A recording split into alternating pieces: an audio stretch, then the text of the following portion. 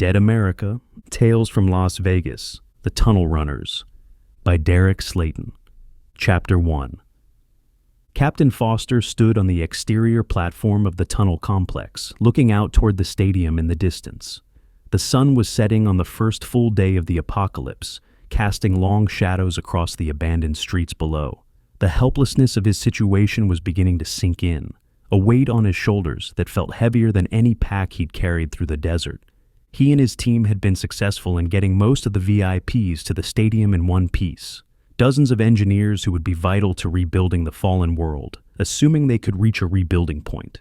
Everything that had happened overnight and into the early morning hours cast considerable doubt on that possibility. Foster stared intently at the stadium, watching as the internal lights began clicking on one by one as the sun dropped lower on the horizon. Each light represented hope, a pocket of humanity still holding out against the tide of death. Before the sky could fully darken, it illuminated with bright red and orange hues, painting the desert landscape in colors that would have been beautiful under any other circumstances. The irony wasn't lost on him. The world was ending, but the sunsets were still spectacular. The platform creaked slightly as footsteps approached from behind. Foster didn't turn, recognizing the heavy tread. "I'm sorry to disturb you, Captain, but do you mind if I join you?" Diesel asked. Foster turned to spot the large leader of the tunnel dwellers standing in the doorway. The man who had been gracious enough to take him and his men in when they had no other option. Despite his weathered appearance and the grime of living underground, Diesel carried himself with the unmistakable bearing of a soldier. With a smile that didn't quite reach his eyes, the captain motioned for him to step out onto the narrow platform. "It's your house, Diesel. Frankly, I think it would be rude to deny you a view like this," Foster said. He motioned out toward the sky, the gesture encompassing the entire burning horizon. The comment brought a smile to Diesel's face, the first Foster had seen from the man that wasn't tinged with sadness or resignation. Diesel stepped outside, his bulk making the platform groan slightly. He took a deep breath to steady himself, then immediately winced, his nose crinkling in disgust. "Yeah, I know. Our friends down there put up one hell of a stink," Foster said. He pointed down to the ground below, a drop of easily 40 yards. The base of the drainage structure was filled with nearly 100 zombies, pressed against each other in their mindless attempt to reach the living above. The smell of decay rose on the evening air, mixing with the desert heat to create something truly nauseating. They moaned and reached upward with tireless determination. "Living underground gets you used to a lot of unusual smells, but this is something else entirely," Diesel said, pulling his jacket up to cover his nose. Foster went quiet for a moment, his mind drifting to other times, other places where the smell of death had been overwhelming. Then, unexpectedly, he let out a chuckle. The sound was out of place given their circumstances, but somehow necessary. "The smell is funny?" Diesel asked, raising an eyebrow. "Oh no, it just triggered a memory," Foster replied, shaking his head. "Well, by all means, Captain, share. I could use a laugh after the last 24 hours, Diesel said, leaning against the railing. Foster kept the smile on his face as he turned to face Diesel properly, the setting sun casting half his face in shadow. "So, we were over in the Sandbox, some little backwater village that was still 20 years away from reaching the Stone Age. No electricity, no running water, just mud brick houses and goat paths. Anyway, Private Parker was on his first tour with us, green as grass and eager to make a good impression. He was introduced to some of the locals by one of the other squads," Foster began. "Uh-oh, I see where this is going," Diesel said, already starting to grin. "You were in the Sandbox, so you know how bored a lot of the troops would get," Foster continued. "Yep, and we found plenty of ways to entertain ourselves, usually at someone else's expense," Diesel agreed, his eyes distant with his own memories. "Which is exactly what happened here. So, I don't know who put the idea into Parker's head that he should cook for us that night. Probably Martinez from 3rd Squad. Always was a troublemaker. But they had one of the locals share a recipe with him, along with a few special ingredients," Foster said, his voice taking on the cadence of a well-worn story. "Oh Lord," Diesel said, already anticipating the punchline. "Oh Lord is right. I have no idea what they gave him, but the moment it hit the frying pan, it was like 1,000 of those stink bombs going off at once. The smell was so bad it burned your eyes. We had to break out our gas masks until the tent aired out, and even then, the smell lingered for days," Foster finished. Both men descended into laughter, the sound echoing off the concrete walls and carrying out into the evening air. Their laughter only intensified when the metal door behind them squeaked open and Private Parker stuck his head out, his face still showing traces of the road rash from his earlier heroics. "Did I miss something?" Parker asked, looking between the two men suspiciously. "You're not here to tell us you're cooking, are you?" "Because these tunnels don't air out so easily," Diesel said, wiping tears from his eyes. Foster and Diesel continued laughing, their shoulders shaking as Parker just stared at them with a defeated expression that only made the situation funnier. His shoulders slumped in resignation. "I'm never living that meal down, am I?" Parker asked. "No, Private, you will not," Foster managed between breaths. The laughter continued for another few moments, a release valve for the tension and horror of the past day. Finally, they gathered themselves, Diesel leaning against the wall for support, while Foster wiped his eyes with the back of his hand. "If you're done, Cap, Hansen wants to see you," Parker said, trying to maintain some dignity. "Thank you, Parker." "Diesel, do you want to join?" Foster asked, his expression shifting back to business. Diesel was taken aback by the offer, his eyebrows rising in surprise. He shifted his weight, suddenly uncertain. "You want me in the meeting with you?" Diesel asked. "You wore the uniform, and I think we can both agree that we're in an all-hands-on-deck moment," Foster said. He motioned to the crowd of zombies below, their moans creating a constant background noise like some hellish ocean. The gesture encompassed not just the immediate threat, but everything that had changed in the world. Diesel followed his gaze, understanding immediately. They weren't military and civilian anymore. They were all survivors now. "All right, I'm in." "Lead the way," Diesel said, straightening up. The three men walked back into the tunnels, leaving the fading daylight behind. Parker led the way with a solar-powered camping lantern, its LED light casting harsh shadows on the concrete walls. The tunnels were a maze of interconnected passages, originally designed to channel flash floodwaters away from the city. As they walked, Foster glanced into some of the alcoves they passed. In one, he spotted David Miller and the rest of the high-value VIPs. The four engineers sat in a small concrete room, huddled around another camping lantern like it was a campfire. They were reading dog-eared paperback novels, the kind of pulp fiction that someone had probably left behind years ago. Science fiction and detective stories. Escapism from a world that had become more horrifying than any fiction. None of the four men looked particularly comfortable on the thin sleeping bags that served as their beds. Their expensive clothes were already showing wear, and their faces had the hollow look of men processing trauma. But each gave the captain a thankful nod as he passed, a silent acknowledgement that they would have been dead without his team's heroics.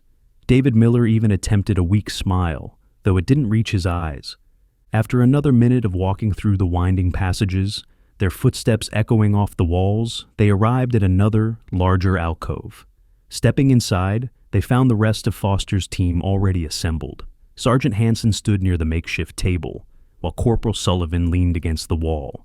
Privates Cooper and Thomas sat on the crates, their rifles within easy reach.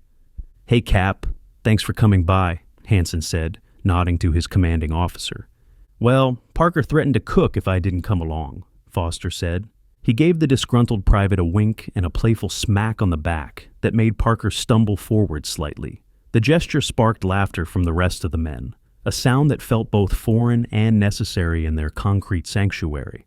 "Thank you for sparing us that, Cap," Sullivan said, his usual stoic expression cracking into a grin. "Oh, come on, it wasn't that bad," Parker protested, though even he was fighting back a smile. "Clearly you lost your sense of smell before that," Cooper chimed in. "I'm pretty sure I had to burn that uniform. Just saying," Thomas added, shaking his head at the memory. Before the room could be filled with another round of laughter, Hansen spoke up forcefully, his sergeant's voice cutting through the banter like a knife. The joking quickly ceased, all attention turning to him. "So, Cap, about why I asked you here," Hansen said. "Yeah, sorry, Sarge. What's on your mind?" Sullivan said, straightening up from the wall. "Well, you know that radio DJ that's been taking calls from the city?" Hansen asked. "Yeah, what is it?" DJ Magic Mike or something, Foster said, trying to recall. Midnight Mike, Diesel corrected. Close enough? But yeah, what about him? Foster asked, his interest piqued. He just got a call from that couple who was trapped at the top of that casino. Some of the other people who were there went up and rescued them, Hansen explained. Foster remembered hearing about them on the radio earlier. Tourists who'd barricaded themselves in the penthouse when the zombies overran the building. They'd been broadcasting their situation, hoping for rescue that seemed impossible. Good for them. It's about time we got a little bit of good news, even if it doesn't really affect us, Foster said.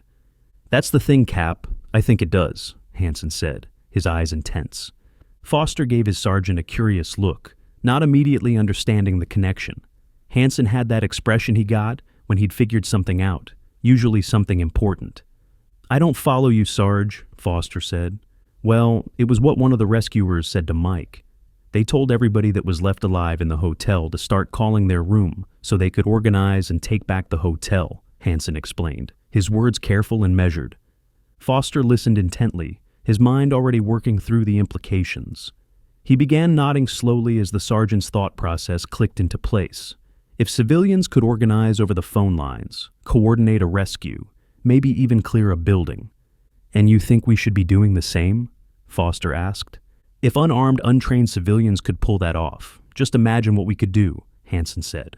Foster continued thinking about the prospects of organizing a response to the ghouls overrunning the city. It was ambitious, probably impossible, but it was something, a mission, a purpose beyond just survival. When you talked to Captain Thompson over at the stadium, did he say anything about being in contact with the main force? Sullivan asked.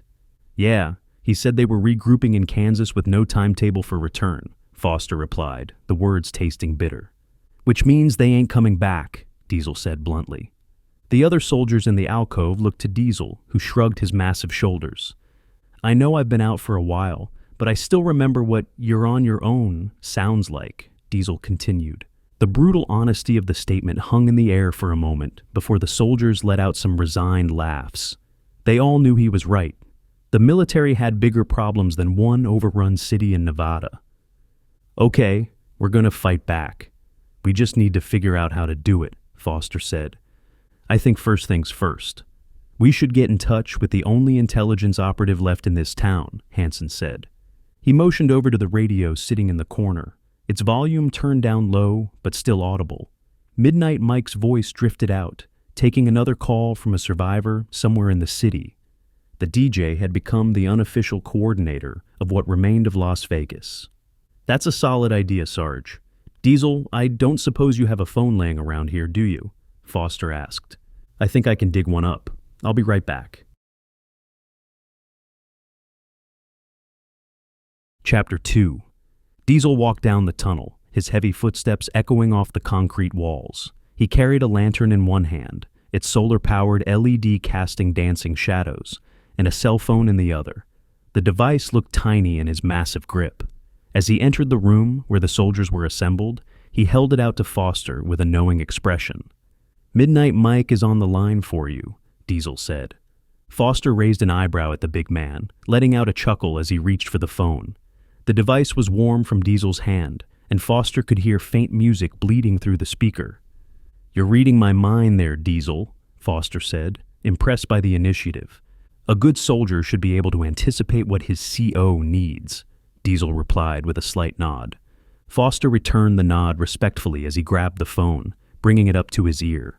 He could hear classic rock playing in the background, the DJ's signature between-caller music. The signal was surprisingly clear for being underground. This is Captain Foster. Is this Midnight Mike? Foster said into the phone. The one and only Captain. I really appreciate you calling into the show. You're the first representative from the military to speak with my audience. Mike's voice came through, smooth and professional, despite the circumstances. Foster paused for a moment, his grip tightening on the phone as he processed what Mike had just said. He looked at his team, who were all watching him intently. Speaking to your audience? Am I on the air right now? Foster asked, a note of concern creeping into his voice. You are live, Captain. Everybody in town is listening to you as we speak, Mike confirmed. Mike, I'm going to need you to go on a break and put on some music, Foster said firmly. Captain, I think with everything that's happened today, my listeners deserve answers. Mike pushed back, his radio voice taking on a harder edge. And I 100% agree with you, Mike. But I want to speak to you privately before we go down that road, Foster said, keeping his tone measured and reasonable. He let that sink in for a moment before continuing. You have my word that I'll make a statement to your audience, but you and I need to have a talk first, Foster added. There was a long pause on the line, dead air that probably had every listener in the city holding their breath. Foster could imagine them huddled around radios in barricaded rooms, desperate for any news, any hope. Finally, Mike's voice returned. All right, folks, I'm going to honor the captain's request here and step away for a few minutes. I got a little British heavy metal to keep you company. I'll be right back, Mike said to his audience. The line fell silent for a few moments as Mike put on some music. Foster could hear the distant sounds of heavy guitars and pounding drums, then footsteps as the DJ walked out of the booth. A door clicked shut, muffling the music. Okay, Captain, I'm back, Mike said, his voice different now, more casual without the radio persona. How long do we have? Foster asked, already mentally organizing what he needed to cover. It's the live version, so at least 8 or 9 minutes, Mike replied. I can work with that, Foster said, settling into a more comfortable stance. So, what's on your mind, Captain? Mike asked. Foster took a breath, choosing his words carefully. Here's our situation. I got a small squad of soldiers that's holed up in some of the flood drainage tunnels down near the stadium. After hearing about those civilians who were taking back the hotel they're in, we figured it was time for us to get into the fight, Foster explained. While that is good to hear, Captain, I have to admit that the thought does fill me with a bit of dread, Mike said, his voice carrying a weight that hadn't been there before. How so? Foster asked, though he suspected he knew the answer. Well, if you're calling me from the tunnels instead of calling Nellis, I'm forced to assume that there's nobody left there. Which, if that's true, then it's a safe bet that nobody is planning on coming back to help us, Mike said, connecting the dots with uncomfortable accuracy. Foster closed his eyes for a moment. There was no point in lying to the man who would be coordinating their intelligence network. You're right, Mike. We're on our own, probably for longer than we want to think about, Foster confirmed. Jesus Christ, Mike breathed, the weight of that reality hitting him. I know, Mike. I know, Foster said, giving the man a moment to process. The soldiers in the room exchanged glances, the confirmation of their abandonment hanging heavy in the air. They'd suspected as much, but hearing it stated so plainly made it real. Mike took a moment to compose himself, and Foster could hear him taking deep breaths on the other end of the line. Okay, I'll have a good panic cry about that in a little bit.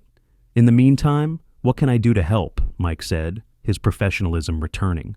Well, Mike, as best we can tell, you're the only person out there who has the ability to reach the people of the city, Foster said.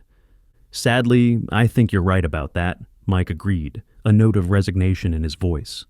Well, we're going to need your intel if we're going to be able to put together any sort of meaningful resistance, Foster explained. Tell me what you need first, and I'll see what I can do, Mike said, ready to help. Foster glanced at his team, who were all listening intently. Hanson gave him an encouraging nod. We're on the south side of town, near the stadium. Now, we can't go out through our one exit due to being popular with the locals, Foster said, referring to the zombie horde below their platform. He continued, However, I've been told that we can move through the city using the flood tunnels. The problem is, I'm not exactly sure where to go. Tell me what you're looking for, Mike prompted. We need a base of operations, someplace that we can defend, but also someplace with resources. Food and weapons are the top priority. My first thought was a supercenter, however. Foster trailed off deliberately. Mike picked up the train of thought immediately, understanding the problem. However, that's most people's first idea, Mike finished. Exactly. So, I'm hoping you can put the word out to your listeners, see if anybody knows a place that might fit the bill, Foster said. There was a pause, and Foster could almost hear Mike thinking through options. When he spoke again, there was excitement in his voice. I don't even need to bring it up to them because I know exactly where you should go, Mike said. I'm all ears, Mike, Foster said, leaning forward slightly. You said you're near the stadium, right? Mike asked. Yep, I can see it from here, Foster confirmed. Okay, good. That means you're close. It's about 2 or 3 miles to the west of you on Breaker Street, Mike said. What's only 2 or 3 miles to the west? Foster asked. The Supercenter distribution warehouse, Mike announced. Foster's eyebrows rose. He hadn't even considered that option. The Supercenter distribution warehouse? Won't that be overrun too? Foster asked, voicing his immediate concern. I sincerely doubt it, Captain. It's in the middle of an industrial park, and unless you work there, you probably don't even know it exists. And it's going to have everything a supercenter has, only a lot more of it, Mike explained, his voice carrying enthusiasm. Foster put the phone to his chest, muffling his voice as he turned to address his men. They'd all been hanging on every word of the conversation.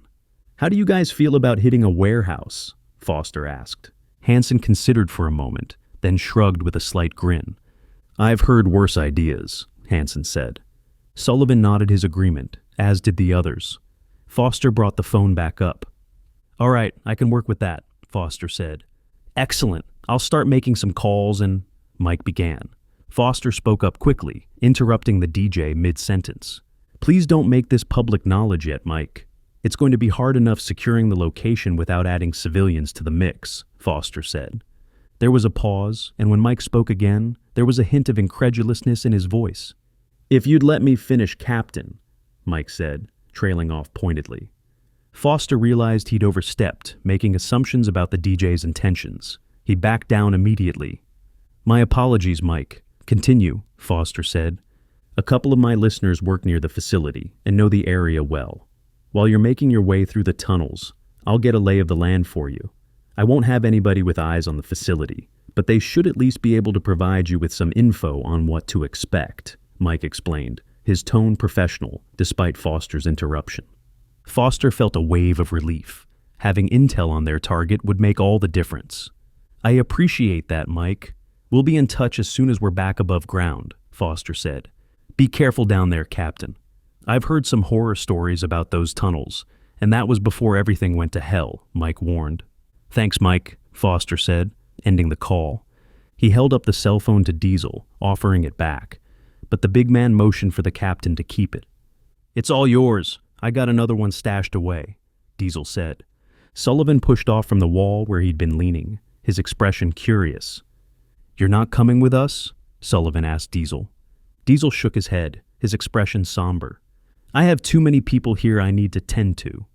Besides, if you boys can't handle it, adding me to the mix ain't gonna tip the scales, Diesel said with a slight smile. Sullivan nodded and dropped the issue, understanding the man's position. Someone had to protect the civilians in the tunnels, including their VIPs. Foster stepped toward the big man, getting down to business. Can you give us directions to where we need to go? Foster asked. Without a doubt, Captain. I'll put a map together for you. Meet you over by the door to the main tunnel, system in 5, Diesel offered. Make it 10. We're going to need a few minutes to get ready, Foster said. Diesel nodded and exited the room, his footsteps fading down the tunnel. The soldiers stood in silence for a moment, and Foster could see the weight of what they were about to undertake beginning to sink in. The bravado was fading, replaced by the cold reality of their situation. Parker was the first to break the silence.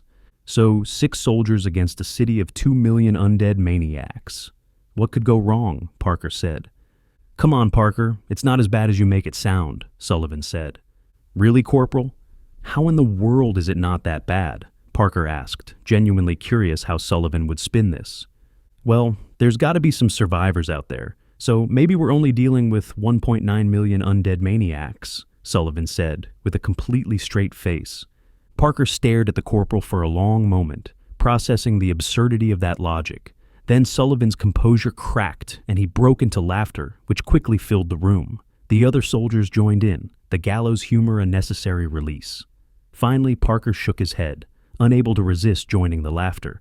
Oh, good news. You're not getting crushed by 1,000 cars. It's only 990, because that's totally gonna make a difference, Parker said, throwing his hands up in mock celebration. Before Sullivan could respond with another quip, Foster's command voice cut through the laughter like a blade. Cut the chatter. There will be time for that when we're in the warehouse. I want a weapons check and ammo count, because we're moving in 5. Chapter 3. Foster led his squad down the tunnels toward the door that would take them to the rest of the tunnel system. The concrete walls seemed to close in as they moved deeper, their footsteps echoing in the confined space. As they approached the heavy metal barrier, they could hear banging coming from the other side. The sound of rhythmic smacking, zombie hands pounding on metal, made them all feel uneasy. They knew what that sound meant: danger, the threat of death, and, to complicate things, tight quarters with no light sources other than the ones they were carrying. The darkness beyond their lanterns and flashlights was absolute, the kind of black that seemed to have weight and substance. The group stopped just short of the door, listening to the excited creatures on the other side. The pounding had a desperate quality to it, mindless and relentless. "It's almost like they know we're over here," Thomas said quietly, his voice barely above a whisper. "Well, they know we are now that you've opened your mouth," Cooper shot back, though his attempt at humor fell flat in the oppressive atmosphere. "They're really gonna know once we get that door open," Sullivan said, checking his rifle one more time. Sullivan flinched as footsteps approached them from around the corner, his rifle swinging toward the sound. The tension broke a moment later when Diesel appeared, his massive frame filling the tunnel. The big man raised his hands peacefully, noticing that he'd startled the corporal. "I'm sorry about that. Living down here where sound travels, you learn to walk with a light step," Diesel said, his voice carrying an apologetic tone. "No worries, man," Sullivan replied, lowering his weapon. Foster stepped forward, getting straight to business. Time was not on their side. "You got a map for us?" Foster asked. "And a few gifts for the road," Diesel said, with a slight smile. Diesel handed over a hand-drawn map on yellowed paper, the lines precise despite being sketched by hand. Along with it came a canvas bag that clinked softly with its contents. Foster inspected both, pulling out one of the road flares from the bag. They were old but well-maintained, the kind that would burn bright red for several minutes. "Those flares are like gold down here. Your lanterns and flashlights might be good, but sometimes there's going to be some places you're going to want to see before walking into it, especially if the darkness is making noises," Diesel explained, his expression serious. "I really appreciate that, Diesel. Now, about the guests we brought," Foster began. He trailed off, suddenly realizing he hadn't even asked if it was acceptable to leave the VIPs there. They'd simply assumed Diesel would take them in, which in hindsight seemed presumptuous. Diesel put his hands up, a smile crossing his weathered face. "Your people will be looked after and cared for. You're going to be out there kicking ass for everybody, so it's the least I can do," Diesel assured him. "You're a good man, Diesel," Foster said, meaning it. "Just remember that when you're picking up groceries." "I like those crispy chocolate peanut butter wafers," Diesel said with a grin. "The first case I find is all yours," Foster promised. Diesel nodded appreciatively before extending his fist for a bump. As they completed the exchange, he stepped up and pointed down to the map. His thick finger traced the route they'd need to take. "Now, the tunnel on the other side of this door runs up a few hundred yards, hitting a main artery that will take you most of the way to where you need to go. Once you hit the Breaker Street line, hang a left and go down about 200 yards. There's a ladder that will take you to the surface," Diesel explained, his voice taking on the tone of a briefing. "Is it going to take us up into the warehouse complex?" Foster asked, studying the map. "No, you're still going to be a mile or so away," Diesel admitted. Hansen leaned in to look at the map, his brow furrowing. "Is there not an exit from the tunnels closer than that?" Hansen asked. "There is, but it's in the middle of the street. The exit I'm taking you to is inside a maintenance building," Diesel explained.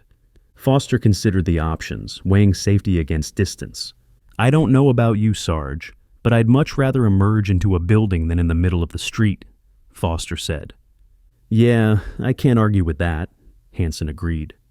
"I appreciate all your help, Diesel," Foster said, folding the map carefully and tucking it into his vest. "If there's anything I can do, just give me a call. I have Mike's number programmed into the phone, and my phone is the only other number in there," Diesel said. "I'll let you know when we get there safe," Foster promised. "Be careful out there, Captain. There's hundreds of miles of tunnels, but there were thousands of people living in them. There's no telling what kind of mess you're going to find," Diesel warned, his expression grave. Foster brandished his rifle, checking the action one more time before giving Diesel a confident smirk. "Well, I got something for them to find. In fact," Foster said, He trailed off as he pulled his sidearm from its holster, offering it grip first to Diesel.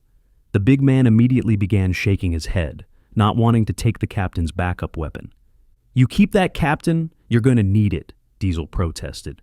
"The people you're looking after are far more important than we are. If something happens, I want you to protect them. Besides, I have a backup," Foster insisted, pushing the weapon toward him. Diesel understood the weight of that responsibility. He nodded and accepted the weapon, checking it with practiced ease before securing it in his waistband. Then he pulled out a massive hunting knife from a sheath on his belt, the blade at least 8 inches long and wickedly sharp. He handed it over to Foster, who initially tried to refuse it. "I think I'm covered, Diesel, but I appreciate the sentiment," Foster said, gesturing to his own combat knife. "Oh no, Captain, this is mine. But I figured you might want to use it to take care of those people on the other side of the door," Diesel clarified with a dark smile. Foster let out a laugh, understanding now. He took the heavy blade, testing its weight. It was a brutal weapon, more small machete than knife. Diesel got into position beside the door, bracing his considerable bulk against it. The captain stepped to the door, placing his hand on the deadbolt. He gave the big man a nod as he unlocked it and pulled it open just a crack. The creatures on the other side pushed hard, trying to force the door fully open. It slammed into Diesel, who was positioned less than a foot away. He had his feet planted firmly on the ground, his mass and strength preventing it from opening more than a few inches. The metal groaned under the pressure. A lone zombie arm pushed through the gap, grasping blindly at the air. 2 creatures' faces pressed against the opening, their features distorting as they tried to push their way through. Skin tore, and teeth cracked as they mindlessly attempted to force themselves through the gap, as if they were trying to push through even if it took the flesh from their faces. Foster wasted no time. He raised Diesel's knife and delivered forceful strikes to the heads of each creature. The heavy blade punched through skull with sickening cracks, dropping them to the ground instantly. Dark blood sprayed across the doorframe. The group remained silent and motionless for a solid minute afterward, listening carefully down the tunnel.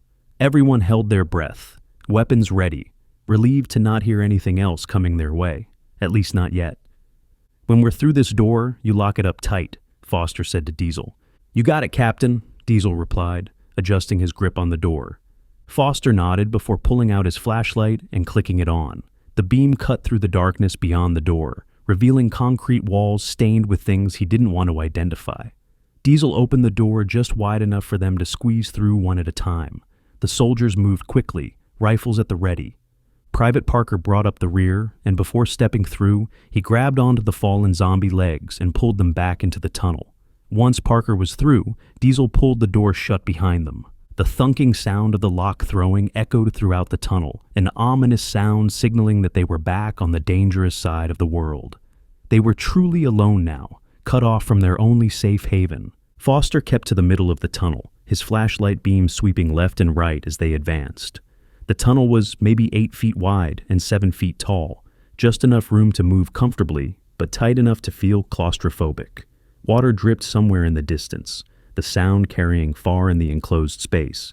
He moved over to the left side as they got closer to the artery tunnel, following Diesel's directions. The middle of the tunnel they were in began to sink down into a ramp, the grade steep enough that they had to watch their footing. This ramp would feed them into the main artery. As they got within 50 yards of the main tunnel, they could hear faint moaning. The sound was unmistakable, the low, constant groan of the undead. It echoed off the walls, making it impossible to tell how many or how close. The sound was enough for Foster to pull his flashlight against his chest, holding it just far enough away so that he could see a few feet in front of him, but little else. The reduced light would make them harder to spot, though it also meant they were nearly blind. They kept moving up, their pace slowing as the sounds of moaning and feet shuffling intensified. The acoustics of the tunnel made it sound like dozens of zombies, but it could have been just a few. With no other choice, they continued their approach. Every soldier had their finger on their trigger, ready to fire at a moment's notice. 10 yards away from the main tunnel, through the darkness, Foster could see movement, albeit barely. Shadows shifting against shadows, forms that didn't quite match the static walls. As soon as he spotted it, he clicked the flashlight off completely. The faint sound of the switch echoed gently against the walls, barely audible, but apparently enough. It was immediately followed by an excited moan and racing footsteps. That horrible full sprint that the recently turned could still manage. In a panic, the captain clicked the light back on, just in time to see a zombie with numerous bite marks and dried blood covering its torn clothing lunging at him. It had been a homeless man, probably one of the tunnel dwellers who hadn't made it to Diesel's safe zone. "Jesus Christ!" Foster exclaimed. Foster ducked down at the last second, extending his forearm to catch the creature in the chest. The impact drove him back a step, but he managed to redirect its momentum, using its own speed against it. He strained to force it to the side, slamming it into the concrete wall with a wet thud. The captain held it there, keeping his head down as it thrashed its arms wildly, smacking him repeatedly, but unable to get a firm grip on his gear. Its fingers scrabbled against his vest, searching for purchase. A moment later, Sergeant Hansen stepped in and drove his knife into the side of its head with precision. The blade punched through the temple, and the creature went limp instantly, its weight sagging against Foster. As Hansen yanked the blade free with a wet sucking sound, the noise seemed to trigger something in the darkness. The sound of multiple zombies moaning and running filled the tunnels, echoing from every direction. They were coming from the main artery, and they were coming fast. "We have to move!" Chapter 4. Foster aimed his flashlight forward, along with his rifle, as the sound of zombie moans filled the tunnel ahead. The beam cut through the darkness, revealing the main artery opening up before them. As soon as he was facing the junction, he spotted two creatures running toward them, their movements jerky but terrifyingly fast. The captain squeezed the trigger, calmly sending 2 rounds downrange. Years of training kept his hands steady despite the adrenaline pumping through his veins. Both shots were on target, slamming into the heads of the ghouls and dropping them instantly. Their bodies crumpled mid-stride, momentum carrying them forward a few more feet before they lay still. "Let's move," Foster commanded. Foster picked up the pace, running toward the main tunnel artery, while making sure to keep his balance on the narrow walkway. The concrete was slick with moisture, and God knew what else, making footing treacherous. As he got closer, the gap in his tunnel got wider and deeper, revealing a drainage channel that cut through the center of the artery. What had been a small depression became a ravine, making for a perilous journey. One wrong step would send them tumbling into the darkness below. As the captain reached the next tunnel, another zombie emerged from around the corner, its milky eyes locking onto him immediately. Rather than waste ammunition and create more noise, he lowered his shoulder and charged. The impact was brutal, Foster's full weight and momentum slamming into the ghoul and sending it flying off the edge. It disappeared into the deep ravine that cut through the middle, its body making a wet thud seconds later when it hit bottom. Foster aimed his weapon in light around the area, sweeping for targets as the excited moans continued filling the space. The acoustics of the tunnel system turned every sound into an echo chamber, making it impossible to tell how many creatures were converging on their position. He popped off a few rounds at creatures running toward them from the far side, watching them drop one by one. Behind him, Hansen reached into the captain's canvas bag, his fingers finding one of Diesel's road flares. The sergeant quickly struck the ignition against the rough strip on the cap, the chemical reaction quickly casting a bright red light that flickered into the darkness. The flare hissed and sputtered, throwing dancing shadows on the tunnel walls. Rather than hold onto it for visibility, Hansen drew his arm back and threw it as far as he could across the opening. The flare traced a red arc through the air, flying over the large gap in the tunnel before hitting the far wall, which was about 15 yards away. It bounced once before settling on the ground, rolling to a stop against the wall. "Jesus Christ," Hansen breathed. The flare illuminated a dozen zombies on the opposite walkway, all of whom were intently focused on the group of soldiers. Their faces were a mixture of office workers, homeless, tourists, a cross-section of Vegas society united in death. The lead few let out excited moans before sprinting forward with single-minded determination. Their sprint carried them right off the edge into the gap, their arms still reaching forward even as they fell. They dropped 10 feet and landed hard on the concrete below, bones cracking audibly on impact. Foster was content to hold his ground and let the zombies follow their friends right off the edge, using their mindless aggression against them. But his hand was forced when Privates Parker and Cooper opened fire behind them. Rather than the controlled bursts he'd trained them for, the gunfire was fast and frantic. Panic fire. The captain turned around, immediately understanding why. He muttered curses under his breath as he saw what they were firing at. A couple dozen zombies were closing fast on their position, running at them from the other side of the artery. To complicate things, there was a narrow bridge over the gap about 30 yards back, a maintenance walkway that served to funnel the creatures right to them. The zombies were using it like a highway, streaming across in a seemingly endless flow. Foster let out a loud two-finger whistle, the sharp sound cutting through the gunfire. He hoped everybody could hear it over the chaos.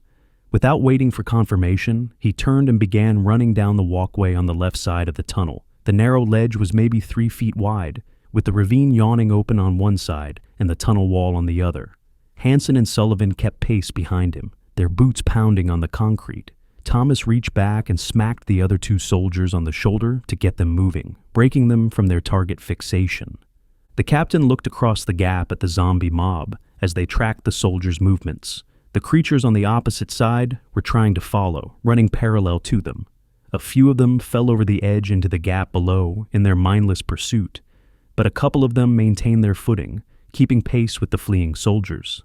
Foster pointed his rifle in their direction, firing off a few rounds not to hit them, but hoping the muzzle flash and noise would disorient them enough to pull them over the edge as well.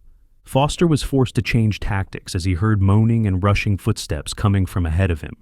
Another tunnel junction was coming up, and it sounded occupied. He changed the direction of his weapon and light back to the front, the beam revealing zombies pouring out from another tunnel just ahead. They were being herded, trapped between 2 converging hordes. "Hansen!" Foster called out. Foster dropped to one knee, his momentum causing him to slide on the ground a couple of feet before coming to a stop. The motion gave Sergeant Hansen a clear line of sight over his head. Both men opened fire on the approaching mob, their rifles cracking in a deadly rhythm. Hansen's flashlight beam danced across the creatures' faces, giving them both targets. Both men pulled their triggers as fast as they could get decent aim, not wanting to waste ammunition on misses. The bullets smacked into the faces of the lead creatures when they were 10 yards away. Bodies hit the ground hard, some tripping up those behind them. However, most of the creatures simply stumbled over their fallen comrades and continued rushing toward them, their moans growing more excited. The duo continued firing as Parker and Cooper held up the rear, their own weapons adding to the cacophony. Sullivan and Thomas turned their attention to the zombies across the gap, taking careful aim despite the poor lighting. One by one, they put them down with ruthless efficiency. "There's too many of them!" Hansen shouted, his magazine running dry. "We're getting overrun back here," Parker added, panic creeping into his voice. Corporal Sullivan fired off a couple more rounds, putting down the last couple of zombies on the other side of the gap. The ravine was wide at this point, pushing 8 to 9 feet, but as he looked at their options, zombies closing from both directions on their narrow walkway, he knew they were out of alternatives. Sullivan moved as far back on the ledge as he could, putting his foot at the base of the wall. He took a deep breath, said a quick prayer, then pushed off with everything he had. He let out a yell as he took 2 forceful steps before jumping with all the strength in his legs. Private Thomas watched in amazed horror as the corporal flew through the air, his arms windmilling as he reached out for the other side. He didn't have quite enough distance to land on his feet. Instead, his gut slammed into the edge with a sound that made the private wince, the impact knocking the wind out of him completely. Sullivan gasped for air like a landed fish as he pulled himself back up to a crouched position, his hands scrambling for purchase on the rough concrete. Fighting through the pain, he swept both directions with his rifle for zombies on his side of the tunnel, but found none. The immediate area was clear. He then let out a loud 2-finger whistle to get everyone's attention, but it was hard to hear over the continuing gunfire. Sullivan muttered curses to himself as he raised his rifle and began firing at the zombies the others were shooting at, picking targets on each side. He hoped the muzzle flashes from his new position would be enough to get their attention, to show them there was another option. After his shots, the other soldiers looked across the way, spotting Sullivan motioning frantically for them to jump over. His arm movements were exaggerated, unmistakable even in the poor light. "Everyone over the gap now," Foster ordered. Foster stood up, grabbing Hansen's shoulder to stop him from firing and get him into position for a jump.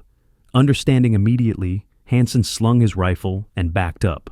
He and Thomas followed the corporal's lead, pushing off from the wall and jumping over the gap.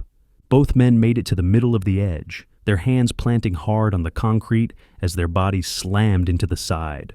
Sullivan was ready, grabbing onto their vests and pulling them up with desperate strength. As he helped them, Sullivan looked down into the gap, seeing a handful of zombies below them, reaching up with broken arms from their falls. More were landing every few seconds, the pile growing. Foster peeked over his shoulder, seeing that Cooper and Parker were still engaged with the encroaching horde behind them. Their muzzle flashes lit up the tunnel like a strobe light. The captain broke from his position, relieved to hear gunshots popping off from the other side, as his men provided covering fire for his retreat to the privates. Foster reached the others in seconds, grabbing each man by the shoulder and pulling them back forcefully. He pointed toward the others across the way, the message clear. Parker nodded and immediately got into position against the wall. He pushed off and made the leap, his form better than the others. He managed to get his boot on the other side, wobbling dangerously before Sullivan grabbed his hand to ensure he stayed upright. As the others across the way opened fire on the zombies coming at the captain and Cooper, the duo turned and got ready for their own jump. They backed up together, counting down silently. The duo leapt in unison, Foster flying through the air with practiced ease, his training in airborne operations serving him well. He made it to the other side, standing, bending his knees to absorb the impact. Cooper, however, slipped ever so slightly on the wet edge as he pushed off, his boot losing traction at the crucial moment. He didn't get nearly enough lift to clear the gap. His upper chest hit the corner of the ledge with a sickening crack, his arms flailing desperately as the others reached out for him. Thomas managed to get a hand onto his wrist, gripping with all his strength, but Cooper's weight and momentum were too much. The private's hand slipped through Thomas's grasp, and Cooper fell into the zombie-filled gap below. "Cooper!" Foster shouted. Hansen and Sullivan aimed their flashlights into the gap below, the beams revealing zombies converging on the private from every direction. They moved with that horrible eagerness, drawn to fresh prey. Thomas opened fire immediately, his muzzle flashes adding strobe-like illumination to the horrific scene. Foster reached into his bag, pulling out a flare and quickly striking it. The red light burst to life, and he tossed it down to provide the private with better visibility. The situation in the gap was dire. 8 zombies were converging on Cooper's position, and more were falling from above every few seconds. The private fired a couple of times toward a trio rushing him, his training keeping him calm despite the circumstances. He hit one creature in the head, dropping it, but the others kept coming. As they reached out for him with grasping hands, he ducked low and ran forward, trying to put distance between himself and the growing mob. Private Parker tried to aim his rifle from above, tracking Cooper's movements, but it was too difficult to get a clean shot with the limited lighting and the risk of hitting his squad mate.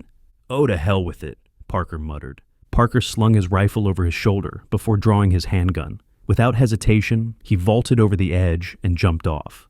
"Parker, what the hell are you doing?" Hansen shouted. The private didn't respond as he hit the ground hard, his knees bending to absorb the impact. He let out a yell as he landed, partly from pain, but mostly to draw zombies over to him. His gambit was successful. 2 zombies immediately turned from Cooper and ran straight for him. Parker's handgun training paid off. He put bullets into their heads at near point-blank range, the weapon bucking in his hand. Blood and brain matter sprayed across the tunnel floor. He looked across the way, spotting Cooper fighting with 2 zombies that had gotten hold of his gear. Parker rushed forward without thinking, closing the distance in seconds. He put the barrel of his gun against the head of a zombie and squeezed the trigger. Brains splattered against the wall in a grotesque spray, freeing up one of Cooper's arms. The private used his freed hand to draw his knife, driving it into the other zombie's eye socket. Before they could speak or even acknowledge each other, they heard bodies smacking down onto the ground around them. More zombies were running right off the edge above them, drawn to the noise of the fight. Both men reacted swiftly, running as hard as they could toward the wall where their squad waited above. Behind them, bodies continued to rain down, some getting back up despite broken bones, others staying down permanently. The 2 privates leapt up with everything they had, their hands finding the outstretched arms of their comrades above. In a matter of seconds, they were pulled to safety, both of them sitting against the wall, panting heavily. Their chests heaved as they tried to catch their breath, adrenaline still coursing through their veins. Cooper looked over to Parker, sweat and grime covering his face. He gave him a thankful nod before extending his fist for a bump. "I appreciate the assist, Parker," Cooper said between breaths. "Don't mention it, Cooper," Parker replied, still breathing heavily. Parker continued gasping for air for another moment, then a slight grin crossed his face. "And by don't mention it, I mean don't mention the cooking incident ever again," Parker added. Parker let out a laugh, prompting the others to join in, the moment of levity helpful given how close they'd come to being zombie food. Chapter 5. Foster led the group down the darkened tunnels, making sure to keep his light low to minimize their exposure. The flashlight beam barely extended beyond their feet, creating a small bubble of visibility in the oppressive darkness. As they went, they could hear zombie moans and footsteps echoing all around them, the sounds bouncing off the concrete walls in ways that made it impossible to determine distance or direction. But no ghouls were close, at least not yet. They moved down several hundred yards, their footsteps as quiet as they could manage on the damp concrete. Water dripped somewhere in the distance, a steady rhythm that almost sounded like a heartbeat. The tunnel system was a maze, but Diesel's map had been accurate so far. Every junction, every turn had been exactly where he'd marked it. Finally, they found the cross tunnel marked with the street they were looking for, a faded stencil on the wall reading Breaker Street. Foster took a deep breath, steadying himself before lifting his flashlight up and shining it down the way. The beam cut through the darkness like a sword, revealing another stretch of tunnel that looked identical to the dozens they had already passed through. He knew it was a risk to use the light so openly, but he also knew that they needed to cross over the gap that ran through this section. And after the last time, jumping across wasn't exactly at the top of their list. Cooper's near-death experience had shaken them all. His light was successful at helping him spot a bridge another 30 yards up, a narrow metal walkway that spanned the drainage channel. However, it also alerted 3 zombies to their presence. The creatures had been standing motionless in the darkness, but the moment the light hit them, they came alive. The ghouls let out excited moans, the sound echoing off the walls, and began rushing toward them with that unnatural speed. One of the creatures got knocked off balance as it stepped too close to the wall in its eagerness, its shoulder hitting off it hard before bumping into the ghoul beside it. The impact was forceful enough to send the zombie toppling over the edge, its arms still reaching for them, even as it fell. It landed with a wet thud in the gap below, the sound carrying up to them. Rather than open fire and risk drawing more creatures with the noise, Foster slung his rifle onto his shoulder. His hand found the handle his knife. Drawing it smoothly, he stepped forward, taking point. "Do you need help, Cap?" Hansen asked, already moving to support. "I got it, Hansen. Just keep an eye out for more," Foster replied, his voice calm despite the approaching threat. The captain stepped a couple feet away from the rest of his men, creating space to work. He got into an attack stance, feet shoulder-width apart, knife held at chest level. The zombies continued gaining on their position, forced into single file by the narrow walkway. Their moans grew more excited as they closed the distance. As they got within a few yards, Foster rushed forward to meet them, his knife extended at chest level. The timing had to be perfect. His blade pierced through the center of the first zombie's torso, with a wet crunch, sliding between ribs. The captain planted his feet hard on the concrete to stop the ghoul dead in its tracks. A second later, the trailing creature smacked into the leader, unable to stop in time. Foster had been counting on this. He reacted swiftly, pivoting to the side while maintaining his grip on the knife. He planted his foot against the wall and pushed off with everything he could muster, his legs driving with explosive force. He generated enough power to send both zombies toppling over the edge, their tangled bodies plummeting to the concrete gap below. He kept a firm grip on his blade, which slid out with ease from the creature as it fell, the motion smooth and practiced. Dark blood coated the steel. As they landed with a double thud below, Foster raised his flashlight, looking down at them. One ghoul was motionless, its skull cracked open on the concrete like an egg, brain matter spreading in a dark pool. The other one had a broken leg, the bone jutting out at an unnatural angle through torn flesh. They watched as the creature tried to get back to its feet, its movements mechanical and determined. It would push up with its arms, try to stand, before crumpling under its weight, the leg unable to support it. Each attempt was identical to the last, no learning, no adaptation. "Jesus, these things are relentless," Hansen observed, shaking his head. "So are we, Sarge. Come on, let's get topside. I've had my fill of the tunnels," Foster said, wiping the blade clean on his pants. Foster led the group down the tunnel toward the bridge, crossing the metal walkway carefully. It groaned under their combined weight, but held firm. They quickly found the ladder to the surface, exactly where Diesel's map indicated it would be. A series of metal rungs set into the concrete wall, leading up to a manhole cover. Foster sheathed the knife and put the flashlight into his mouth, clenching it between his teeth, while keeping his handgun at the ready. He climbed steadily, stopping at the manhole cover above.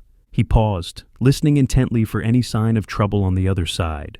The metal was cold against his palm as he pressed his ear to it. Silence. No moaning, no footsteps, no sounds of movement. When he didn't hear anything after 30 seconds, he forced himself to get moving, pushing the manhole cover up and sliding it to the side. The heavy metal circle rattled on the concrete floor of the maintenance building, the sound impossibly loud after the relative quiet. Foster winced, freezing in place, his handgun raised and ready. However, his fears quickly subsided when he didn't hear any moans or footsteps coming from inside. No creatures came rushing toward the noise. Foster poked his head up through the hole, scanning the room systematically. He looked around and found the modestly sized building completely empty. Industrial shelving, maintenance equipment, everything covered in a thin layer of dust. He looked back down to the others waiting on the ladder below, motioning for them to follow. "We're good boys. Let's get topside," Foster said, pulling himself up. A few moments later, everyone was inside the maintenance building, which was a 15 by 15-foot room, completely open in the middle with shelves filled with equipment lining the walls. Wrenches, spare parts, cleaning supplies, all the mundane tools of city maintenance that now seemed like relics from another age. The air smelled of oil and rust. Hansen made sure the front door was locked up tight, checking the deadbolt twice before being satisfied. The others checked out the windows, their faces pressed close to the glass. It was still the middle of the night, making it difficult to see much past the parking lot. The streetlights provided pools of illumination, but the shadows between them could hide anything.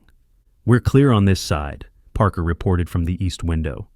"Same on this side," Cooper confirmed from the west. "I'm clear, but it looks like we have some company at the road," Sullivan said from the north-facing window. "How bad, Sullivan?" Hansen asked, moving to join him. "Half a dozen or so, at least from what I can see in the streetlight," Sullivan replied, pointing to the shambling figures. "Well, if the last hour has taught me anything, there's at least 100 more hiding in the shadows," Thomas said dryly. Sullivan let out a chuckle, knowing that Thomas was exaggerating, but not by much. The tunnels had taught them that zombies were everywhere, even when you couldn't see them. "What's the play cap?" Hansen asked, turning to Foster. "First things first, let me call into the radio station and put in a request," Foster said. Foster pulled out the cell phone Diesel had given him, hitting the call button for the radio station. A few moments later, Midnight Mike's familiar voice came through, smooth and professional despite the apocalypse. "You got Midnight Mike, live and in person. Who do I have on the line?" Mike said, his radio voice in full effect. "It's Captain Foster," Foster replied. "Good to hear your voice again, Captain. Give me just a second," Mike said, his tone carrying a hint of relief. Foster could hear Mike put the phone down, followed by his muffled voice saying something about the 80s rock anthem he was about to put on. The faint sounds of a guitar intro bled through before Mike returned, the music covering for his absence. "All right, Captain, I'm back. Are you and your boys safe?" Mike asked. "Yeah, we had a little adventure in the tunnels, but we're topside in one piece. Might have a few nightmares about the experience, but we're here," Foster said. "That's good to hear, Captain, and you'll be happy to know I've been working the phones like a madman while you've been on the move," Mike said with pride. "That's good to hear. So, what do you have for me?" Foster asked, getting down to business. "I talked to a buddy of mine who worked right across the street from the Supercenter warehouse. He said it would usually shut down at midnight during the week, so there's a good chance you won't have to deal with workers," Mike explained. "That's good," Because we're a few shots away from fighting these things with our bare hands, Foster said, thinking about their dwindling ammunition. I know I haven't faced one of these things down yet, but I can't imagine that would be ideal, Mike said with understatement. Trust me, it's not, Foster replied. Okay, so back to the facility. It's huge, takes up multiple city blocks. There's pretty decent security too. 8-foot-tall fence around the entire property, Mike continued, painting a picture of their target. What about the entrance? Foster asked. The truck and employee entrances are both gated. With any luck, they'll be shut, Mike said. Thanks for jinxing us there, Mike, Foster said with a slight laugh. Mike paused for a moment before speaking apologetically, realizing what he'd said. Oh crap, I'm sorry, Captain, Mike said. No worries, Mike. With all this information you're giving us, you're definitely on the positive side of things, Foster reassured him. That's good to hear, Captain. Now, I have a few more things I want to discuss with you, but we can do that once you have the facility secure, Mike said. Sounds good, Mike. I'll be in touch once we lock that place down, Foster said. Good luck out there, Mike said. Foster didn't respond as he clicked off the phone and pocketed it. He turned to his men, who were all watching him expectantly. All right, the warehouse sounds like it's secure. Now we just have to get to it, Foster announced. I know how we're getting there, Cap, Sullivan said with satisfaction. Sullivan stepped over to the wall, pulling a set of keys off a rack hanging there. The keys jingled softly as he held them up, like a trophy. He motioned toward the window, pulling Foster over to it. They looked out and spotted a large city maintenance truck parked outside, a heavy-duty vehicle with high clearance and a reinforced front bumper designed for pushing aside debris. All right, we got us a ride. Now we just need to figure out where we're headed, Foster said, already feeling better about their chances. We just need to hang a left out of the lot, and it's straight on until we hit it, Hansen said. All right, check your ammo and get ready to move. Chapter 6. The soldiers gathered at the door of the maintenance building, looking through the window to the parking lot beyond. The large pickup truck sat just a few yards away, its city maintenance logos barely visible in the darkness. The closest zombie in the street was 20 yards from them, standing under a streetlight like a moth drawn to flame, swaying slightly as it waited for something to chase. They could see some movement around the lone creature under the streetlight, shadows shifting in ways that suggested more ghouls lurked in the darkness. The night was their enemy, as much as the zombies, hiding threats until it was too late. Okay, I'm driving. Hansen, your shotgun, the rest of you in the back and hang on, because we're going to be hauling ass out of here, Foster said. Do we have a plan when we get there? Or are we winging it? Sullivan asked, his tone suggesting he already knew the answer. If the gates are closed, we'll circle the lot and find a place to jump over, Foster replied. And if it's open? Hansen pressed. Then we're going to have to figure out a way to close it up, Foster said simply. So yeah, winging it, Sullivan said with a slight smile. Foster looked at his team, knowing they were running on fumes in more ways than one. How's the ammo count? I'm on my last rifle mag, and half of one for my sidearm. Is anybody better off? Foster asked. He looked around to his men, all of whom were shaking their heads. The tunnel fight had depleted their already limited supplies. Well, damn, this is going to be an adventure, Foster said. We got this, Cap, Parker said, trying to inject confidence into his voice. Yeah, after what this maniac did in the tunnels, we can give him a knife and set him loose, Cooper added, gesturing to Parker. The soldiers chuckled, Cooper smacking Parker on the arm playfully. All right, let's get this done, Foster said. Foster turned the knob and pulled the door open slowly, wincing at every small creak. He didn't want to risk any noise that would bring the zombies in the street toward them. Once it was open enough to slip through, he led the group out into the night air. The 6 soldiers moved quickly across the parking lot, their boots barely making sound on the asphalt. Each man kept an eye on the street, scanning for movement, knowing that the ghouls would soon notice them. It didn't take long. One creature's head snapped in their direction, and it let out an excited moan before emerging from the darkness. The zombie ran fast, its footfalls on the pavement audible even from distance. The slapping sound of dead flesh against concrete carried in the quiet night. By the time it set foot onto the parking lot, half a dozen other zombies had followed suit, all converging on their position. Get in the truck, Foster commanded. The men picked up the pace, everybody moving quickly but in a controlled manner. No panic, just purpose. They had time to get situated, and they knew it. Within moments, they were in their assigned spots, Foster behind the wheel, Hanson riding shotgun, the other four in the truck bed. Foster put the key in the ignition, the engine turning over immediately with a healthy roar. He cranked it hard and quickly threw it into reverse, not bothering with seatbelts. The tires caught traction with a squeal, the men in the back holding onto the railings tightly as the captain spun them around to face the street. The truck's rear end swung wide, nearly clipping a light pole. Foster threw it into drive, hitting the gas hard. The truck lurched forward with enough force to press everyone back. Just as the first zombie arrived, the front grille caught it square in the chest, knocking it to the ground with a crunch of breaking bones. The back of the truck bounced up violently as the heavy tires rolled over the ghoul, crushing it into the pavement. The captain kept the pedal pushed down, the engine roaring as they picked up speed. They plowed through the rest of the zombies coming at them, bodies flying to either side or disappearing under the wheels. The impacts shook the truck, but the heavy municipal vehicle was built for abuse. A moment later, they hit the street, Foster cutting the wheel hard to the left. Tires screamed as they took the corner, leaving the downed ghouls behind. They made it up a couple of blocks before Foster slowed down, giving them a chance to look around and get their bearings. The entire area was filled with industrial buildings, massive structures of concrete and corrugated metal. Block after block of warehouses stretched out before them, their loading docks dark and empty. Very little signs of life or unlife anywhere. With no storefronts or homes to draw people, the number of creatures in the area was minimal. They could see a few zombies running down the street toward them from a couple blocks up, drawn by the engine noise. But at that distance, they weren't an immediate threat. "All right, let's find this place," Foster said, scanning the buildings. Foster got the truck moving again, keeping the speed low enough that they could keep an eye out for the distribution warehouse, as well as any creatures that might emerge from the shadows.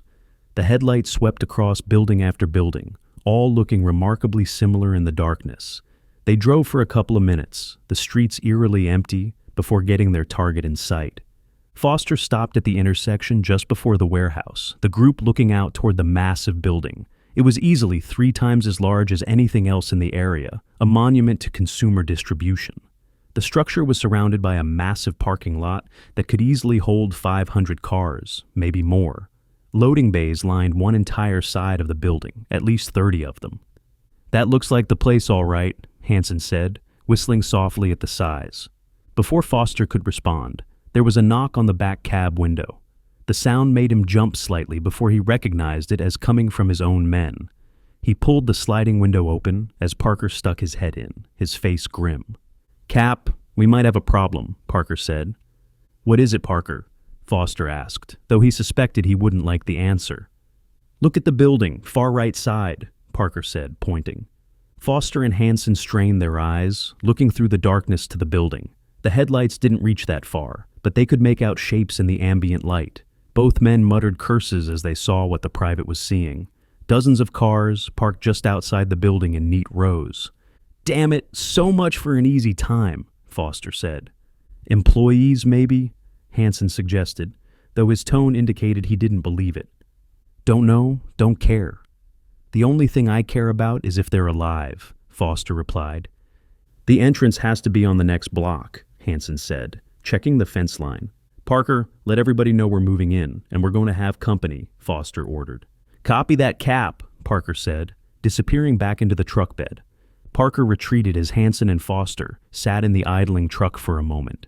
They didn't speak, both men mentally preparing for what was coming. The captain hit the gas gently, riding down the street slowly, keeping an eye on the area of the building where the cars were parked. No movement yet, but that didn't mean anything. He got another block up before he was forced to slam on the brakes again, the truck's weight making it slide slightly. There was trouble at the front gate on the next block. A dozen zombies surrounded it, crowded around the guard shack just off to the side. They were pressing against the small structure, trying to get at something inside. Foster kept inching up, trying to see if there was anything blocking the gate itself. Much to his relief, there wasn't, and it didn't appear damaged. The gate was wide open, probably left that way when the owners of the cars arrived. "What do you think, Cap?" Hanson asked, checking his rifle. Foster thought for a moment, weighing their options. They needed to get inside and secure the gate, but they were low on ammunition. It would have to be fast and brutal. He knocked on the back window, getting Parker's attention again. "All right, guys, I'm gonna haul ass up to it. Knock as many of those things out of the way. We're gonna take out whoever we need to and get that gate shut," Foster explained quickly. "I'll take point on the guard shack," Hansen said. "Sounds good, Hansen. Parker, let them know back there," Foster said. Parker nodded and retreated once again to brief the others. Foster gave them a couple of moments to ready themselves, then hit the gas. The truck lurched forward, engine roaring as they picked up speed approaching the gate. 0 to 40 in seconds, the heavy vehicle building momentum. The engine noise drew a couple of zombies away from the entrance, the ghouls breaking into their terrifying sprint toward them. Rather than run them over and risk damaging the truck, Foster navigated around them, the truck fishtailing slightly as he corrected. The zombies grabbed at air as the vehicle passed, leaving them in the dust. A moment later, they were at the gate. Foster slammed on the brakes, the tires skidding against the asphalt with a shriek. The front end smacked into several zombies with wet thuds, sending them flying like bowling pins. Before the captain could reach over for the door handle, gunfire erupted from the back of the truck. The soldiers had learned from the tunnels: strike fast, strike hard. Zombie heads began exploding in the truck's headlights, brains and blood coating the guard shack windows. Foster threw open his door, darting out, ready for a fight. He quickly raised his handgun, taking a breath to steady his aim before firing a single shot into the closest zombie. The bullet found its mark, dropping it instantly. He had to make every round count now. Hansen got out of the passenger side, running around the front of the truck with his rifle at the ready. He popped off a couple of rounds into the heads of two creatures that were focused on the captain, their bodies crumpling to the ground. The sergeant quickly made his way over to the guard shack, weapon raised as he approached. He paused for a moment as he looked inside through the blood-splattered glass. There was a lone creature locked inside, a young man in a security uniform, missing several chunks of flesh on his face and neck. The zombie pounded weakly on the glass from the inside, its movements sluggish. Hansen stared at the poor soul for a moment, taking pity on the man who undoubtedly locked himself inside after being attacked. He'd probably thought he was safe. That help would come. "That's a rough way to go. I'd hate to have time to think about what was happening," Hansen said quietly. The sergeant raised his rifle and put a single round through the window and into the zombie's skull. Glass shattered inward as the creature dropped. Hansen then threw open the door to the guard shack, sweeping it quickly before finding the gate controls. He hit the button firmly, and with a grinding mechanical sound, the gate began crawling closed. The soldiers made quick work of the remaining creatures, coordinated fire dropping them one by one. As the last zombie fell, they jumped down from the truck bed and moved inside the property line. They remained vigilant, weapons up and scanning, as the gate finally snapped shut with a metallic clang that echoed across the parking lot. Rather than celebrate their small victory, each man froze in place as the sounds of moaning erupted from behind them. The noise was like a wave, starting as a few voices and quickly becoming a chorus. They turned to see a small horde of zombies running at them from the building where the cars were parked. The employee entrance door was wide open, creatures pouring out. 40, maybe 50 zombies sprinted toward them, closing the 70-yard distance rapidly. Their moans filled the night air, a promise of violence. "Let's take them down." Chapter 7. The 6 soldiers stood shoulder to shoulder by the gate, staring down the zombies that were bearing down on them. Now, 60 yards away, the creatures would be on them within moments.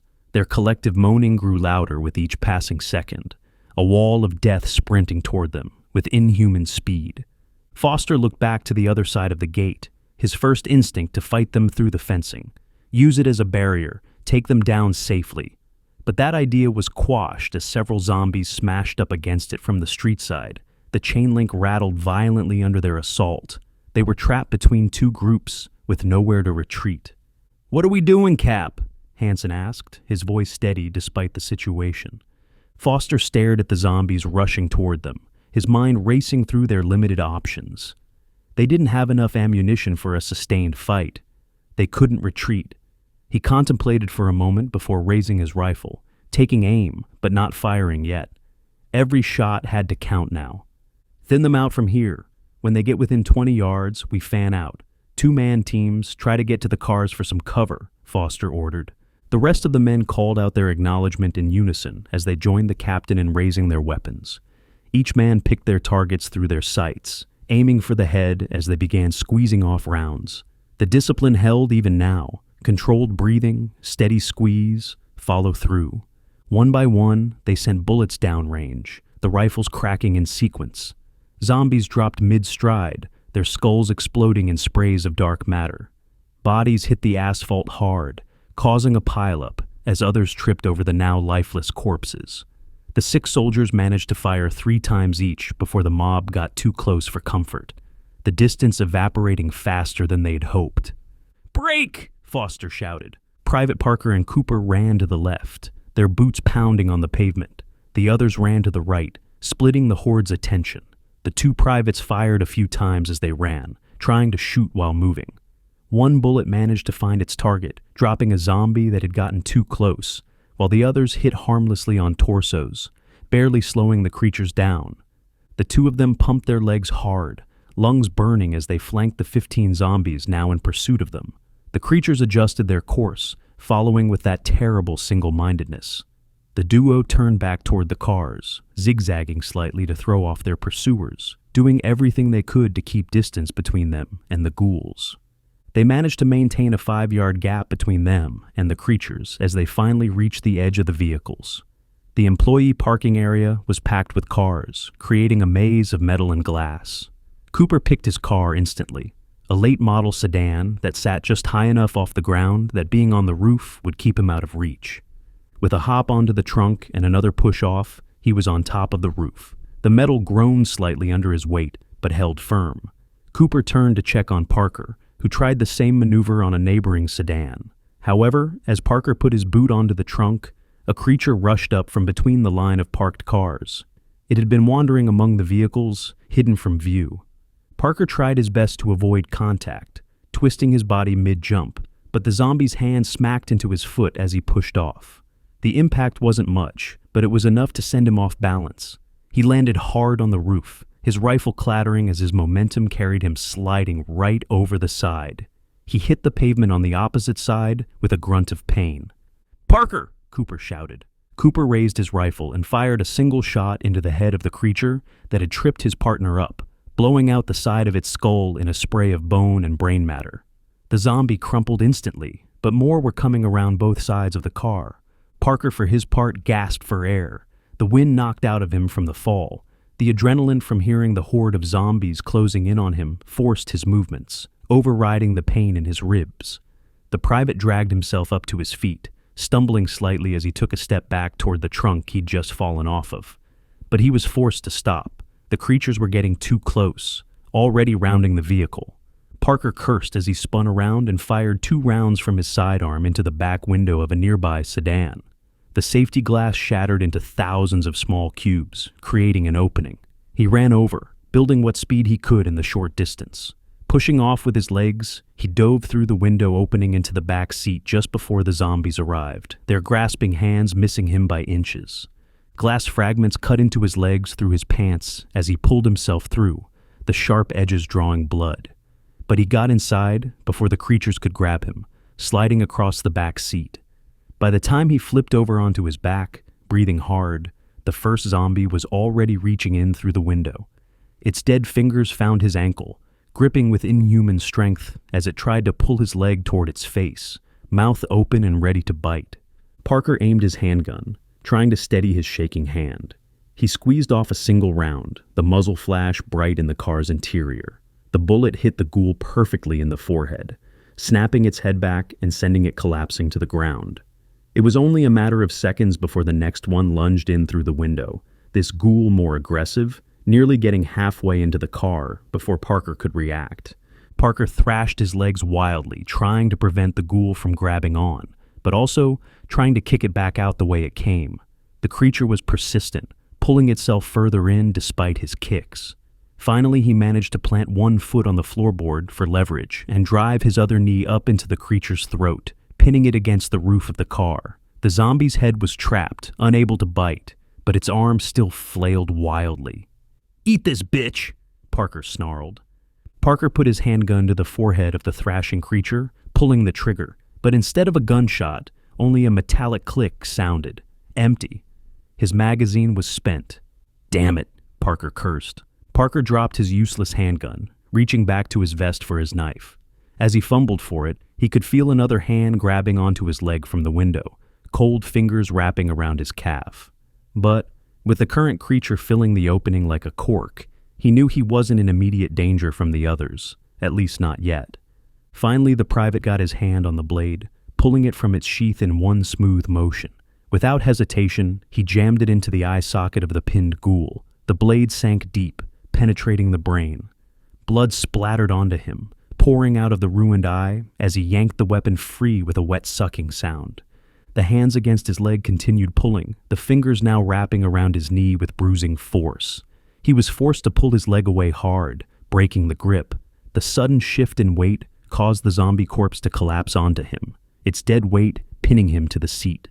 The creature began to be pulled back by the next zombie in line, the other ghouls trying to clear the opening to get at their prey. This gave Parker a chance to squirm around in the back seat of the car, shoving the corpse aside just enough to get his rifle free from his shoulder where it had been trapped. By the time the next ghoul managed to clear out the window and start climbing in, Parker had his rifle at the ready. With a steady trigger pull, a bullet blew out the back of the zombie's head, painting the car's exterior with gore. The creature went limp, blocking the window again. The private sat there for a moment, his whole body shaking from the adrenaline as it began to subside. His breathing was ragged, his heart pounding so hard he could hear it in his ears. He heard a couple more shots popping off from a neighboring car, Cooper dealing with his own problems, before everything fell silent. "Parker, are you still with me?" Cooper called out, concern evident in his voice. "Yeah, Cooper, I'm here." "Are we clear?" Parker responded, his voice hoarse. "Yeah, we're clear," Cooper confirmed. Parker let out a satisfied sigh before sitting up properly in the back seat of the car. Glass crunched under him as he moved. He took a deep breath, trying to calm his racing heart, before shoving the door open. The zombie corpse half in the window made it difficult, but he managed. He stepped out into the parking lot on unsteady legs, glass falling from his clothes. He looked over to Cooper, who was staring at him in disbelief from atop his car. Parker followed his friend's gaze down to himself and understood why. He was absolutely drenched in blood. "Jesus, Parker, please tell me none of that is yours," Cooper said, genuine worry in his voice. Parker was confused for a moment, then knelt down a bit to look in the side mirror of the car. His reflection was horrifying. He was covered in blood from multiple sources. His face was splattered with it, his uniform soaked. He used his sleeve to wipe a fair amount off his face, though it mostly just smeared it around before standing back up. "Yeah, it was all donor blood," Parker said. "Good, because I'm running low on ammo and don't have one to waste on you," Cooper replied, the joke masking his relief. Parker let out a laugh as Cooper jumped down from the roof of the car, landing with ease. The two soldiers walked toward each other, weapons at the ready but relaxed. As they got close, checking the corpses for movement, their radios crackled to life. "Parker, Cooper, we're clear at the building. Do you need assistance?" Foster said. Cooper keyed his radio, looking at his blood-soaked partner. "We're good, Cap," Cooper replied. "Good, now get over here, because we have work to do." Chapter 8. Private Cooper and Parker walked across the parking lot toward the front entrance of the building. They took the long way around, carefully navigating the aftermath of the firefight. There were a couple dozen bodies laying on the ground, most missing significant portions of their heads. The concrete was stained dark with blood that was already beginning to congeal in the early morning air. As they approached the door, Sergeant Hansen opened it from the inside, waving them in with urgency. He immediately recoiled when he saw the amount of blood covering Parker, taking an involuntary step back. "Damn, Private, what the hell happened to you?" Hansen asked, his eyes wide. "Pushy car salesman, just wouldn't take no for an answer," Parker replied. Hansen let out a laugh, the tension breaking as the three of them stepped inside. Rather than entering directly into a giant warehouse as they had expected, they found themselves in a modest-sized office area. The space was maybe 40 feet by 60 feet, with cubicles and offices branching off a central reception area. The entire place looked like a war zone. A handful of bodies were strewn about, their placement suggesting they'd died fighting or fleeing. Desks were overturned, papers scattered everywhere like snow. Blood splattered the walls in arterial spray patterns, and drag marks on the carpet showed where wounded had tried to crawl to safety. "Looks like you guys had a hell of a time with it too," Parker observed, taking in the carnage. "Most of this was done before we got here. Best I can tell, someone who worked here brought people here for safety, but just didn't quite make it," Hansen explained, gesturing to the bodies. "Let's just hope that nobody else has that idea," Cooper said, checking the door locks. "Somehow, I think if they're not here already, then they aren't coming," Sullivan said. The corporal walked out of a side office, carrying a laptop that still had power. He set it on a nearby desk that was still upright, opening it up and giving it a moment for the screen to power on. The startup sound seemed impossibly loud in the quiet space. "What do you have, Sullivan?" Hansen asked, moving closer. "Looks like inventory," Sullivan replied, his fingers already moving across the keyboard. Sullivan took a seat at the desk, ignoring the blood spatter on the wall behind him. Captain Foster and Private Thomas walked over from the far side of the room, having completed their sweep. "We checked the security monitors, and it looks clear out there in the warehouse," Foster reported. "They have full coverage?" Hansen asked. "About 90%. We'll tread carefully when we head out, but I think we're good," Foster confirmed. Foster noticed Sullivan typing away at the keyboard on the laptop, completely focused. "What did you find?" Foster asked. "Their inventory system. What do you want me to look up first?" Sullivan asked without looking up. "Weapons. I know they're not going to have our rifle ammo, but we might get lucky with hunting options," Foster said immediately. Sullivan nodded as he began typing away, navigating through menus with ease.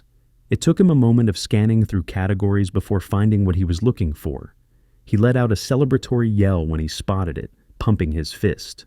"Oh yeah, Cap, we're in business," Sullivan said with excitement. Sullivan spun the computer around so the others could see. They crowded around the screen, leaning in to look at the numbers beside each gun and bullet listing. The inventory was extensive. "My God, there has to be 200 guns in this place," Hansen said, whistling softly. "And a couple thousand boxes of ammunition to go along with it," Thomas added, doing quick math in his head. "It's not going to be enough to take back the city, but it'll help us out in the short term for sure," Sullivan said, tempering expectations. "That's a hell of a find, Sullivan," Hansen said, clapping him on the shoulder. "What do you want me to look up next?" "Food?" Sullivan asked, already preparing to search. "No, I want to do a visual inventory. We found the cold storage for all the frozen stuff, and it looks like the rest of the food is around there. But if you can look up some charcoal grills, that would be helpful. Because I don't know about you guys, but I could go for a hot meal right about now," Foster said. The mention of hot food got everyone's attention. They'd been running on adrenaline and whatever snacks they'd grabbed from the tunnels. "You got it, Cap," Sullivan said, turning back to the screen. Sullivan began typing, but Parker spoke up before the corporal could find anything. "You might want to grab a notepad because I have a list," Parker announced. Sullivan looked up at Parker, raising an eyebrow in question. The private was still dripping blood onto the carpet. "Yeah, I'm going to need some baby wipes, some hand sanitizer, and anything resembling a bed," Parker continued. "Not getting tired, are you, Parker?" Sullivan asked with mock concern. "Hell yeah, I am. I've been drug underneath a truck, bled on by God only knows how many of those things, and have gotten about 45 minutes of sleep in the last 48 hours. I'm going to pass out sooner rather than later, and I'd much prefer to do it on something soft," Parker said, his exhaustion evident. Sullivan nodded with understanding and began typing away on the computer, adding items to his search. "Parker's not wrong, Cap. We have been going pretty hard since all this kicked off. Maybe a little break is in order," Hansen suggested, looking at Foster. Foster thought about it for a few moments. They were all running on fumes, and exhausted soldiers made mistakes. Mistakes got people killed. He nodded decisively. "Okay, we're getting food and we're bedding down for a few hours. We get the stuff we need, then lock this office down tight," Foster decided. "Oh, thank God," Parker said with relief, nearly sagging against the wall. "Sergeant, take point on that. I'm going to call Mike and let him know we got here," Foster said. Hansen nodded as he and the rest of the men moved over toward the door to the warehouse. As they walked away, Foster pulled out his phone, dialing up the station. The number was becoming familiar already. "It's Midnight Mike. What's on your mind?" Mike's voice came through, professional as always. "It's Captain Foster," Foster said. "Hey, Captain, I got a song playing right now, so we have some time. Are you boys in the warehouse?" Mike asked. "We are indeed. And it was a damn fine call on your part. It's quiet, and we got plenty of stuff to work with," Foster confirmed. "That's fantastic news, Captain. Now, I don't suppose you have a vehicle, do you?" Mike asked. "We do, but why do you ask?" Foster replied, curious about the question. "There are some listeners of mine who are half a mile from you, and they're trapped in a gym. There's 8 of them, and after I told them what you were up to, they were anxious to start helping out," Mike explained. Foster considered this. More people meant more mouths to feed, but also more hands to help. And if they were willing to fight, "Well, we certainly have the space for them," Foster said. "Well, I can give you directions if you want," Mike offered. "Mike, let me ask you, are they safe for the moment?" Foster asked. Mike was audibly confused by the question, but answered honestly. "Yeah, as far as I know. It sounded like they had the place locked up tight," Mike said. "Good. Because my boys and I have been going since this thing began, without much of a break. We're going to cook us some dinner, or breakfast, or whatever the hell the meal at 5 in the morning is. Then we're going to get some sleep, because we desperately need it," Foster explained, not apologizing for the delay. "Preaching to the choir, Captain. In fact, once we're done, I'm going to put on a live double album and grab a few winks myself," Mike said with understanding. "Let your people know we're going to be up and moving again around noon. We'll coordinate with you before heading out," Foster said. "Sounds like a plan, Captain. Oh, and if you don't mind, I do have one more small request," Mike added, his tone becoming hesitant. "What is it, Mike?" Foster asked. "This isn't public knowledge, but I only have about 4 days of food in the station, and that's with rationing. I know there are going to be other people who are in more dire situations who are going to need your help, but if I could get my name on the list, that would be fantastic," Mike admitted. Foster understood immediately. Mike was their intelligence network, their connection to the survivors across the city. Keeping him operational was a priority. "Consider it on the list. We won't let you starve," Foster promised. "Thank you, Captain," Mike said with gratitude. "Anytime, Mike. Now go get some rest, because by God, that's what I'm going to do," Foster said. "We'll touch base in a few hours." "Pleasant dreams, Captain," Mike said. The line went dead. Foster looked at the charge on the phone, seeing that it was down to 30%. Battery life would become an issue soon. He walked over to a nearby desk, rummaging around the drawers, pushing aside staplers and paper clips before finding a charger and plugging it in. The charging symbol appeared, a small victory. Foster sat there in the quiet office, contemplating for a few moments while he waited for the others to get back. The reality of their situation was beginning to sink in. He really couldn't believe the position he was in, going from a rank-and-file soldier following orders to a would-be rescuer, and now to something way past that. There were no rules anymore, no chain of command, nobody coming to help them. They were on their own, and they knew it. The weight of that responsibility should have been crushing, and yet, despite the overwhelming odds against them, he felt confident. They had food, they had weapons, they had shelter. They had more than most survivors could dream of. Well, that's one day of the apocalypse down. The end.